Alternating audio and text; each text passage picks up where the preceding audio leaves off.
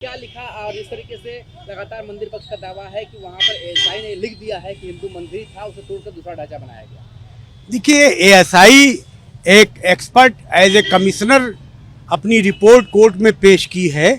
Commissioner को जो report देना चाहिए वो कि साहब मौके पर क्या स्थिति थी, क्या आकृति थी, इसकी उम्र क्या है, ये सब बताने का उनका कर्तव्य था। लेकिन एएसआई ने अपने जुरिडिक्शन से बियॉन्ड जाते हुए जो कयास लगा दिया कि साहब यहाँ मंदिर थी और औरंगजेब ने तोड़ा और ये है वो है, ये बात एएसआई को अपनी रिपोर्ट में नहीं कहनी चाहिए थी। बट एएसआई अपने को बचने के लिए उसमें वर्ड इस्तेमाल कर दिया, इट कैन बी सेड, कि ऐसा कहा जा सकता है।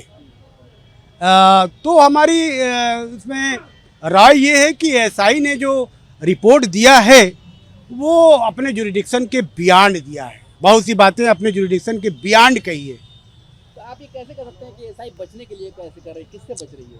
नहीं, एएसआई की रिपोर्ट तो जैसे एक पहले से प्लान की हुई एक पक्ष को फायदा पहुंचाने के उद्देश्य से दी गई लगती है। तो आपको उसमें जो तथ्य है, सबूत है, वो सही नहीं लगते? देखिए, तथ्य और सबूत को बेस बना के खाली एएसआई की रिपोर्ट पे कोई जजमेंट डिलीवर नहीं किया जा सकता। कोर्ट को सहायता करने के लिए ये रिपोर्ट आई है। बकिया जो और एडिशनल एविडेंस है उससे कारपोरेट करना होगा, तब एएसआई की रिपोर्ट की कोई अहमियत होगी। वैसे खाली अभी एएसआई की रिपोर्ट पर पूरी तरह पेश कर देना और ये कह देना कि साहब ये आ गया है, ये उचित नहीं है कानूनी रूप से। साहब, अब पुराना मुकदमा जो चल रहा सबसे पुराना, उसमें पूरे ज्ञानापी के स्वामित्व के अधिकार की बात एक पक्ष कर रहा है, तो ऐसे में उत्खनन की भी बात आ रही है आगे आने वाले दिनों में उस पूरे जगह पर, उसे किस तरीके से देखते हैं? देखिए, जहाँ तक जो पुराना मुकदमा है उसमें सभी अराजियों का डिस्प्यूट है। जिस पर मस्जिद है वो और जिस पर मंदिर है वो, दोनों अराजियों का डिस्प्यूट है। तो एएसआई की रिपोर्ट जो आई है वो राखी सिंह वाले केस में आई है। राखी सिंह वाले केस में जो डिस्प्यूटेड अराजी है वो खाली 91-30 है। लेकिन एएसआई ने जो मैटर इन डिस्प्यूट है उससे बियॉन्ड जाके मंदिर की जो अराजी नंबर है 91-31, उस पर भी अपनी रिपोर्ट दे दी है। तो वो उस केस के पुराने वाले केस के लिए तो सुटेबल है, लेकिन राखी सिंह वाले केस के लिए जो है, पुराने वाले केस के तहत अब क्या आ गया, उत्खनन भी हो सकता है, एएसआई कर सकती है, आप लोग तैयार हैं इसके लिए? नहीं, अभी तो हमारे समझ से पुराने वाले केस में अब एएसआई की रिपोर्ट की जरूरत नहीं पड़ेगी, क्योंकि एएसआई ने दोनों अराजी की रिपोर्ट ऑलरेडी दे दी है। 6 महीने में जो हाईकोर्ट ने कहा है कि इस मामले को शूट करें। देखिए, हाईकोर्ट ने ये कहा है कि 6 महीने में इसको फाइनली डिसाइड करें, लेकिन इसका ये अर्थ नहीं हुआ कि साहब प्रोसीजर को फॉलो ना करें। जैसे कि अभी पार्टीज ऑफ द सूट में किसी की डेथ हो गई है, बिना उनका सब्स्टिट्यूशन हुए नहीं कुछ हो सकता। कुछ पार्टियां पार्टी बनने आ गई हैं, कुछ जो डेथ हुई है उनके एयर्स पार्टी बनने आ गए हैं। तो इन सब को डिस्पोजल करते हुए ही केस मेरिट पे पहुंचेगा। हाईकोर्ट का सम्मान करना जरूरी है, लेकिन उसका ऐसा नहीं है कि प्रोसीजर फॉलो ना किया जाए। अंतिम सवाल तो इसका ये है कि क्या आने वाले दिनों में एएसआई उस ज्ञानारी परिसर में उत्खनन करने के बाद और भी कुछ सबूत दे सकती है जो अभी जीपीआर से ना हुआ हो? अब ये तो एएसआई की अभी पूरी रिपोर्ट की स्टडी मैं नहीं कर पाया हूँ। अब रिपोर्ट की स्टडी करने के बाद उसका ऑब्जेक्शन वगैरह जो पार्टीज की तरफ से आएगा, उसके बाद इस नतीजे पर पहुंचा जा सकता है कि अभी कोई और रिपोर्ट आना चाहिए या नहीं। हिंदू पक्ष वजू खाने के लिए ऐसा सर्वे की मांग कर रहा है। हाँ, वो अभी तो किया नहीं है, ऑन रिटर्न में भी किया नहीं है। करेगा तो कोर्ट उसको जो ऑर्डर करेगी वो होगा। अब उनका आए क्या ग्राउंड है वो सब तो बात की चीज़ है, अभी उस पर कहना उचित नहीं है। ज्ञानवापी का मुकदमा सन 1991 से चल रहा है और उसी समय से लगभग 35 वर्ष हो गया है। और इस 35 वर्ष के अंतर्गत बहुत सी प्रोसीडिंग यहाँ पे की गई और हुई, और यहाँ से बहुत आदेश भी हुई। उस समय जो भी आदेशी हुई, उस हर आदेश के विरुद्ध मुस्लिम पक्षों के द्वारा अपील रिवीज़न फाइल किया जाता रहा है। उसी प्रकार एक अपील रिवीज़न जो एक ऑर्डर हुआ था, रिलीजियस कैरेक्टर इस स्थल का क्या है और बिना उसके असर्टेन किए क्या places of worship act 1991 act इस सूट को बार करता है? इस ऑर्डर को लोअर कोर्ट ने, इस बिंदु पर लोअर कोर्ट ने अपना आदेश दिया था। उस आदेश के विरुद्ध यह आदेश हिंदुओं के पक्ष में था और कुछ जो मामला था उस आदेश का कुछ हिंदुओं के विरुद्ध भी था। इसलिए वह दोनों, उस आदेश के विरुद्ध हम हिंदू पक्ष भी रिवीजन फाइल किया और मुसलमानों ने भी फाइल किया।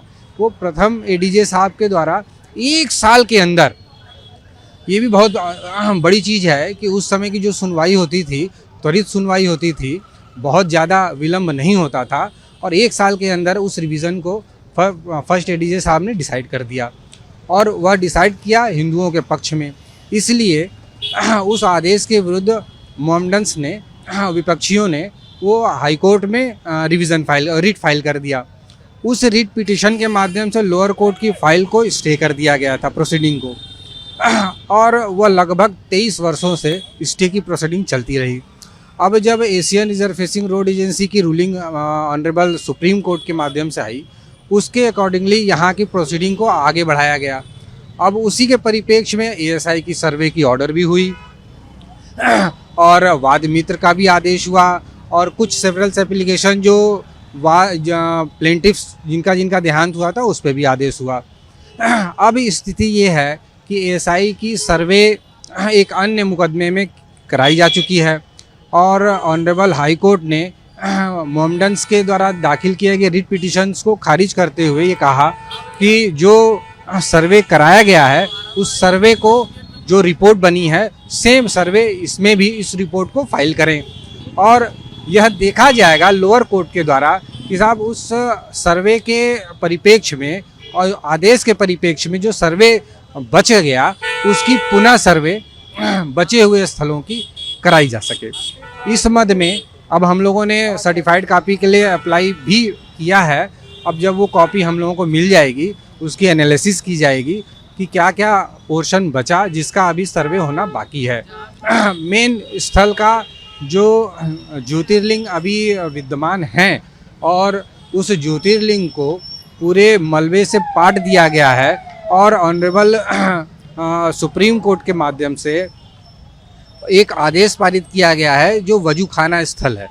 उस वजू खाने के स्थल को ऑनरेबल सुप्रीम कोर्ट ने प्रोटेक्ट किए जाने के संबंध में आदेश दिया है, जो उसी के आदेश के परिप्रेक्ष्य में उस स्थल का सर्वे नहीं हो पाया है। हम लोगों के केस में जो सर्वे होनी है, 3 प्लाटों का सर्वे होनी है, जबकि एएसआई के द्वारा एक ही प्लाट का सर्वे किया गया है, जिसमें वह महत्वपूर्ण स्थल अभी सर्वे होना बाकी है। वजू खाने के स्थल पर जहां ये शिवजी का शिवलिंग देखने को मिला है और अन्य जो मेन गुंबज है उसके नीचे जो मलबे से पटा हुआ है, जो बिना उसको ये वर्टिकली उसको होल करके सुरंग के रूप में अंदर जाके और जैसा जो भी इंस्ट्रूमेंट हो उस इंस्ट्रूमेंट से एएसआई सर्वे करेगी। क्या उत्खनन का सर्वे का भी चांस बनता है? एकदम बनता है, क्योंकि कोई भी मुकदमा फाइल अगर होता है तो पूरी तरीके से निस्तारित किए जाने के लिए होता है। अधूरा कार्रवाई न तो किए जाने के लिए और न होने के लिए होती है। तो इस वाद में भी अधूरा कार्रवाई नहीं होगी, इसलिए उत्खनन आवश्यक है और वह मौके पर जो जो चीज़ें हैं वो सामने सबके कोर्ट के माध्यम से होनी है। अभी क्या उम्मीद कर रहे हैं कि उत्खनन की कार्रवाई कब तक हो सकती है? जल्दी होगी भाई साहब। उसका समय ऑनरेबल हाई कोर्ट ने 6 महीने के अंदर सूट को डिसाइड करने के लिए आदेश दिया है।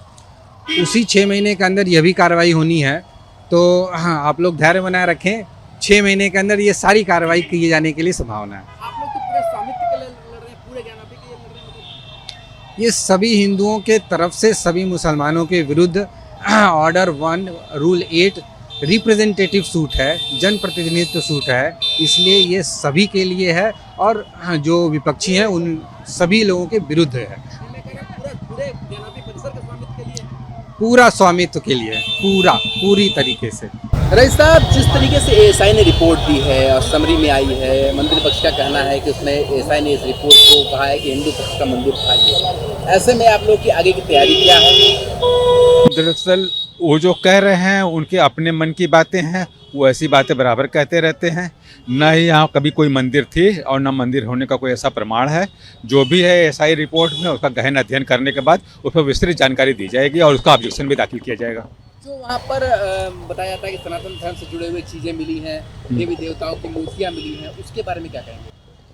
नहीं, कोई ऐसी मूर्ति हमारी जानकारी में वहाँ पे नहीं मिली है। अगर जो मिली है और जो वो दिखा रहे हैं वो पूरा पढ़ने के बाद ही हम उसको पूरा बता पाएंगे। लंबी चौड़ी रिपोर्टें हैं, 839 पेज की रिपोर्ट, और जब उनको दाखिल करने में इतना समय लगा तो उनको पढ़ने में भी कुछ समय तो लगेगा। उसको पढ़ने के बाद ही उसको विस्तृत जानकारी दी जा सकती है। मंदिर पक्ष के वकील हो चाहे वादी हो, उनका कहना है कि अब पूरे परिसर का उत्खनन होगा, कितना साल पुराना मंदिर है ये भी क्लियर हो पाएगा। अगर इनको यही करना था तो इसी रिपोर्ट में कर सकते थे कितने साल पुराना है, बार बार करने की क्या आवश्यकता है।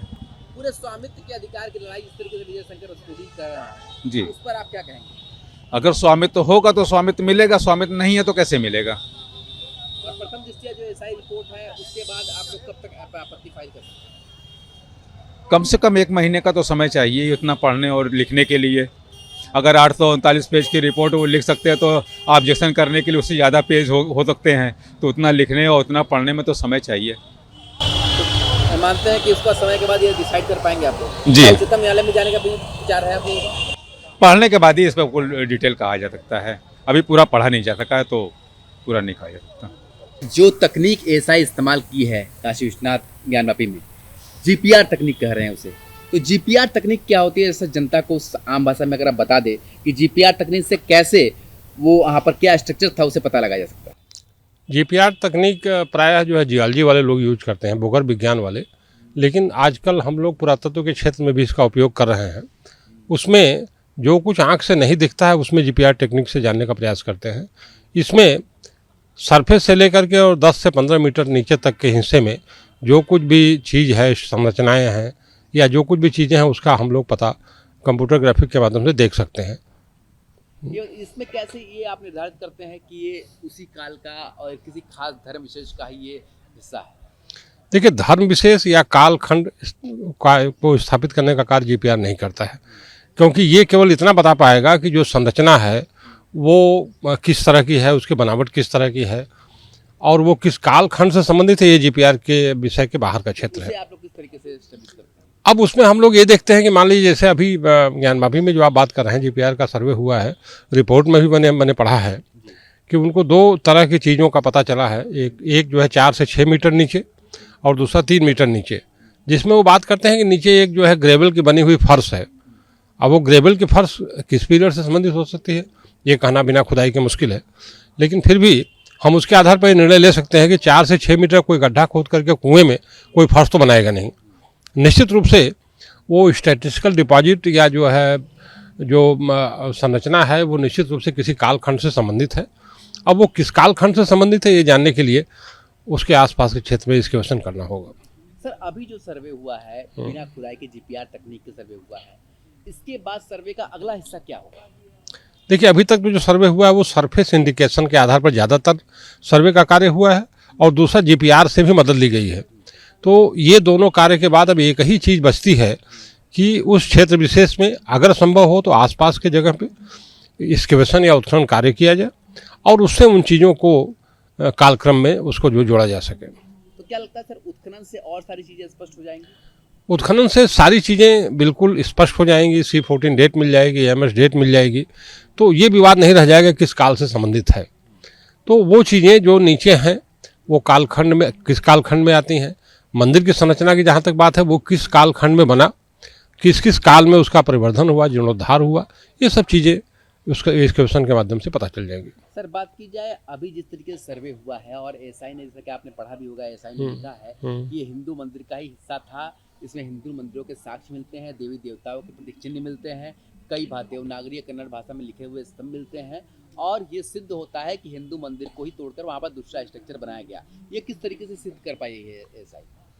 देखिए, ये तो स्वतः स्पष्ट है केवल सरफेस इंडिकेशन के आधार पे, क्योंकि जितने भी पिलर्स हैं, जितने आर्किटेक्चरल रिमेन्स हैं, जितनी जो चीज़ें हैं वो स्पष्ट एक बहुत भव्य और बड़े मंदिर के आकार को दिखा रही हैं। अब उसमें कोई संशय का विषय तो नहीं रह जाता है। फिर भी अगर उसको कालखंड में निर्धारित करना है एकदम से, अब केवल एक ही प्रश्न है वहाँ पे इसमें कोई संशय नहीं है कि वहाँ भव्य मंदिर, बड़ा मंदिर नहीं था। एक ही चीज़ है कि वो मंदिर सबसे प्राचीन मंदिर किस काल में था और कितने उसमें परिवर्धन या जीर्णोद्धार हुए, इसी को जानना बाकी रह गया है। संशय इस बात का नहीं है कि वहाँ मंदिर नहीं था। इसको जानने के लिए अब उत्खनन जरूरी है। उत्खनन कार्य अनिवार्य है।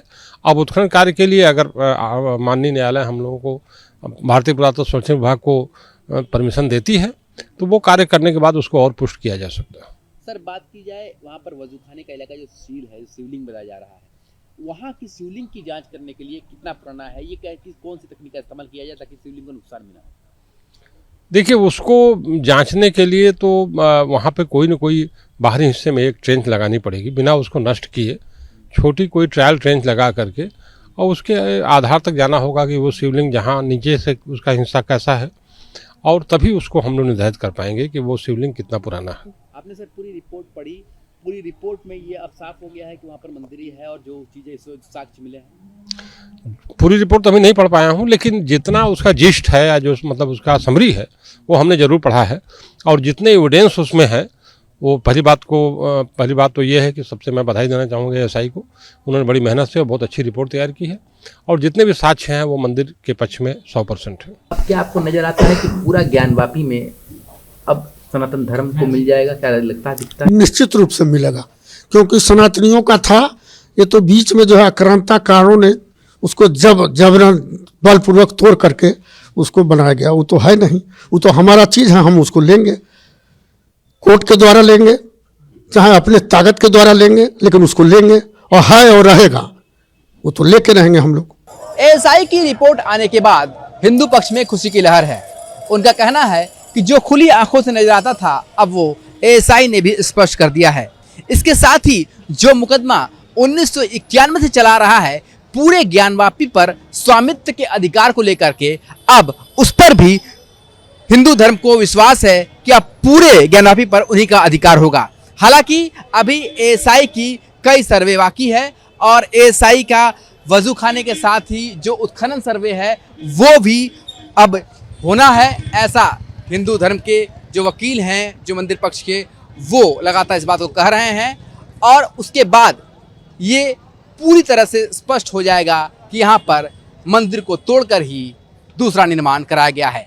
हालांकि मुस्लिम पक्ष एएसआई की इस रिपोर्ट को अभी भी मानने से इनकार कर रहा है। उनका कहना है इसके खिलाफ वो अभी उच्चतम न्यायालय में जाएंगे और वहाँ पर अपनी बात को रखेंगे और कोर्ट के फैसले का इंतजार करेंगे। वीडियो जर्नलिस्ट शिवम मिश्रा के साथ सुशांत मुखर्जी, न्यूज़ स्टेट, वाराणसी।